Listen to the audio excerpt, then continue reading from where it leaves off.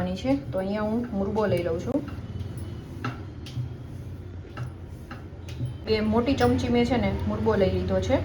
જે આપણે રેગ્યુલર જે મુરબો બનાવતા હોય છે ને એ જ મુરબો લઈ લેવાનો છે, કેરીનો મુરબો. પાણી એડ કરશું. અંદાજે આપણે 1 થી 1.5 કપ જેટલું પાણી લીધું છે. અને અહીંયા છે ને આપણે ઉકાળવા માટે મૂકી દેવાનો છે. 7 થી 10 મિનિટ માટે આપણે મુરબાને છે ને મીડિયમ ફ્લેમ ઉપર ઉકાળી લેશું. ચટણી છે ને ઉકળી ગઈ છે. 8 થી 10 મિનિટ એને ઉકાળી છે. અને હવે આને છે ને આપણે બ્લેન્ડર મારી દઈશું. એકદમ સરસ રીતે ક્રશ કરી લેશું આપણે. ચટણી છે ને એ પીસાઈ ગઈ છે. આ રીતના છે ને એની થિકનેસ રાખવાની છે. હવે આપણા મસાલા બધા એડ કરી દઈશું. તો આપણે એમાં ખાલી ગરમ મસાલો, ચૂટકી ભર ગરમ મસાલો નાખશું. ચૂટકી ભર આપણે તીખાની ભૂકી એડ કરશું.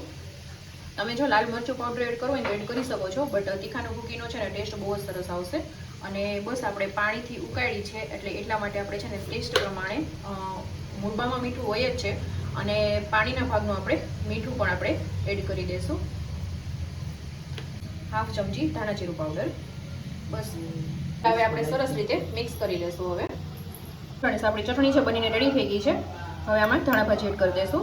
જો આપણી ફાઇનલ ચટણી બનીને રેડી થઈ ગઈ છે. એકદમ સરસ ટેસ્ટી, અને જે આંબલી નથી, જે આમચૂર પાવડર પણ નથી, અને કેરીની મુરબાની ચટણી ઇન્સ્ટન્ટ તમે બનાવી શકો છો અને બહુ જ સરસ ટેસ્ટી પણ લાગે છે.